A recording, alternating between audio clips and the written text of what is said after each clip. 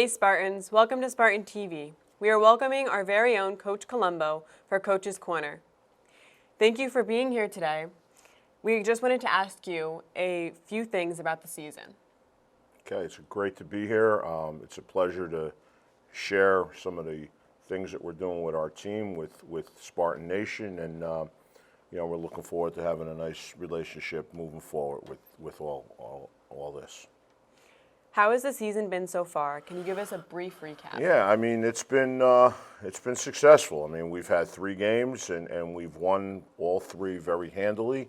And this is exactly where we felt we would be at this time going into week 4, which is a very big game for us. But I think we played against some dangerous athletes the first 3 weeks, especially week 2, and we're right where we want to be. And I think we're getting better as a team, and now it starts getting real for us. We start getting some monster teams down the pike, and I think we're ready to be where we need to be. Was this year any different in the preseason? If so, how did that affect the first few games? Well, I think our preseason was the key to everything. I think what we did in the summertime with our team through June and July was insurmountable to the success that we're having now, because we were able to install our schemes and get our kids in shape. And the thing about football is that it is really turning into a 12-month game, and you have to continue to train and do all those things in the off season, and that's going to give you the success that you're having early on in the season. We've had extremely hot weather recently. How has this affected the team, and are you approaching anything differently because of this? Well, I don't think it has affected the team, because I think we're in great shape. However, there are guidelines that we have to follow due to the heat, and there are days where we have to take our pads off and just wear helmets. There was a day last week on Thursday where, because of the heat index, we were not outside at all. We had to go into the gym and practice. So there have been some things that the heat has affected us in terms of the operation of our practice. But I think in terms of the way the kids respond, we always tell them to beat the heat, don't let the heat beat you. And that has been a major factor for us this year in terms of our psychological approach to the heat, no question. Talk to us a little bit about the upcoming game against Holy Trinity.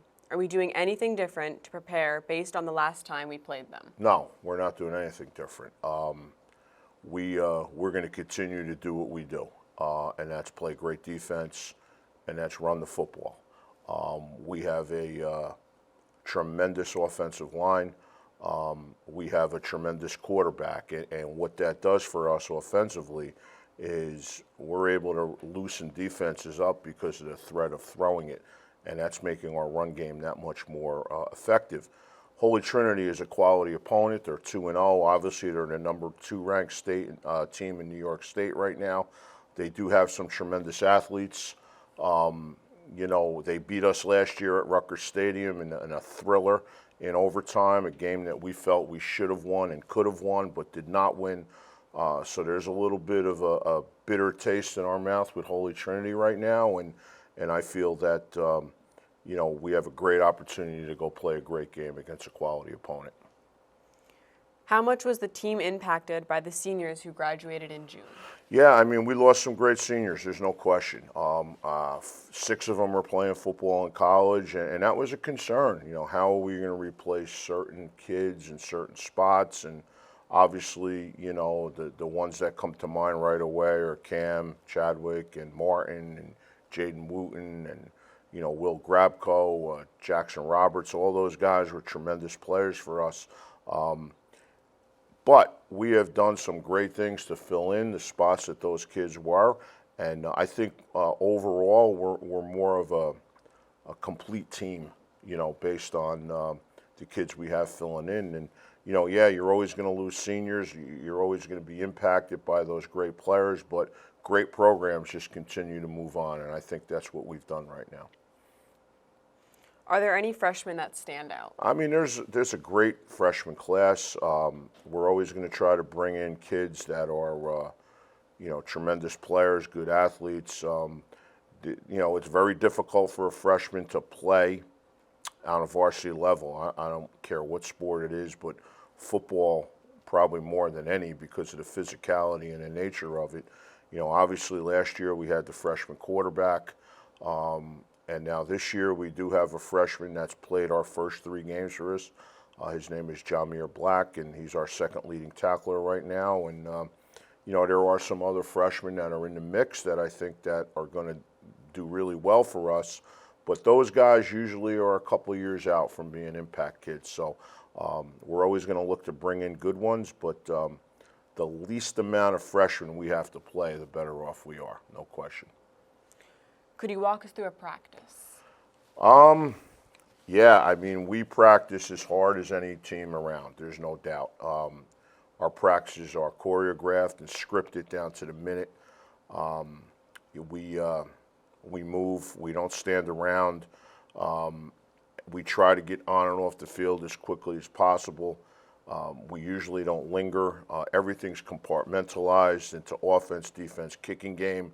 Some days are a little more of an offensive emphasis than others, and vice versa.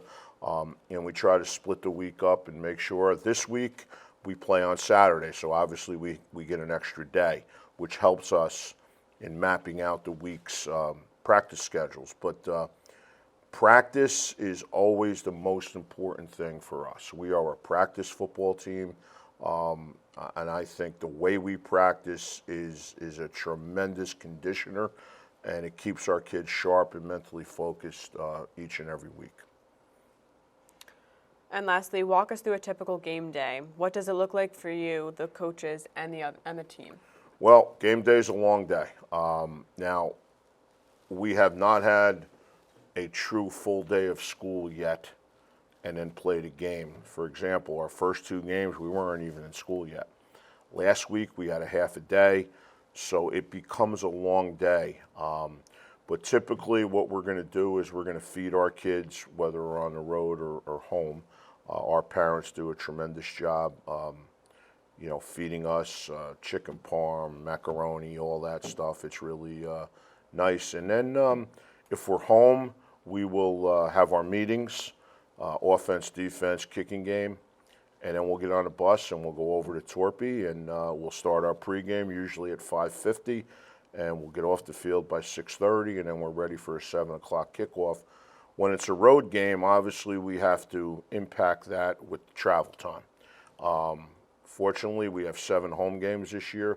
This coming week will be our first road game, and it's an unusual road game because you're talking about a 2.5-hour ride out to Long Island to play Holy Trinity. So we're going to have to leave extra early. We have coach buses this week. I originally tried to get us to have an overnight trip for this game, but in today's world, things get very expensive, so that was something that we were not able to do. But this will be a unique travel day for us because it's a far trip. We're used to it. Last year we went out to central Pennsylvania. We had the same kind of trip. The only difference is that we will not be stopping like we did last year at Pennsylvania. We're going to go straight to Holy Trinity, hopefully get there a little early, relax a little bit, and then start our pregame for a 2 o'clock kickoff. So game days get very hectic. We have to make sure the kids are focused. We have to make sure that everyone's mind is right and where it's supposed to be. And but it's a nice experience, and it's worth it all when the game's over and you walk out of there with a victory. Thank you for coming on. Thank you for being here. My pleasure. Anytime, guys. Thank you for watching Spartan TV. See you next time.